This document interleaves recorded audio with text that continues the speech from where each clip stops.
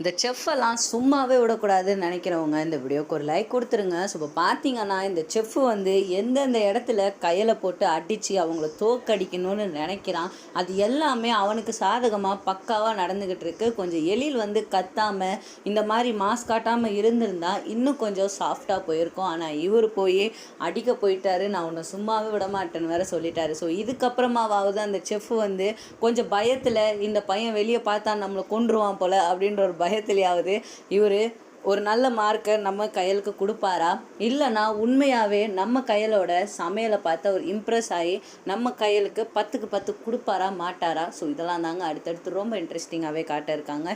So வாங்க upcoming எபிசோட்ஸில் என்ன நடக்குதுன்னு பார்க்கலாம். அதுக்கு முன்னால் நீங்கள் நம்ம சேனல் புதுசாக இருந்தீங்கன்னா மறக்காமல் சப்ஸ்கிரைப் பண்ணிக்கோங்க. அப்படியே பக்கத்தில் உள்ள பெல் பட்டனையும் அமைக்கிட்டுக்கோங்க. பிடிச்சிருந்தா ஒரு லைக் கொடுங்க. வாங்க இப்போ வீடியோக்குள்ளே போகலாம். ஸோ இப்போ பார்த்தீங்கன்னா நம்ம கையல் இருக்காங்க பார்த்தீங்களாங்க, இவங்களும் யோசித்து டிஃப்ரெண்ட்டாக ரொம்ப அமேசிங்காக சமைச்சிக்கிட்டு இருக்காங்க.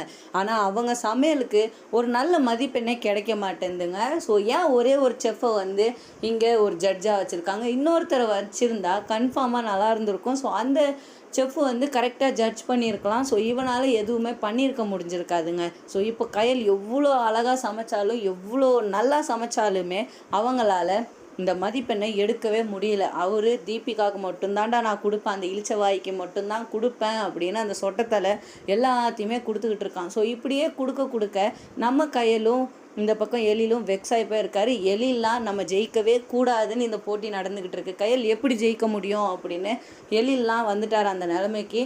இருந்தாலும் கையல் வந்து அவங்க முயற்சியை கைவிடாமல் அடுத்தடுத்து என்னென்ன டிஷ்ஷு வருதோ எல்லாத்தையுமே நான் அமேசிங்காக சமைப்பேன், எனக்கு தெரிஞ்சதை வச்சு நான் இந்த சமையல் போட்டியில் கலந்துட்டு வேறு மாதிரி ஜெயிப்பேன் எழில் அப்படின்னு இருக்காங்க. ஸோ அவங்க கன்ஃபார்மாக ஜெயிப்பாங்கங்க. ஸோ இப்போ அடுத்து ஏதாவது ஒரு கஷ்டமான டிஷ்ஷை கொடுப்பாங்க. ஸோ அதையுமே நம்ம கையல் வந்து ரொம்ப சூப்பராக பண்ண போகிறாங்க.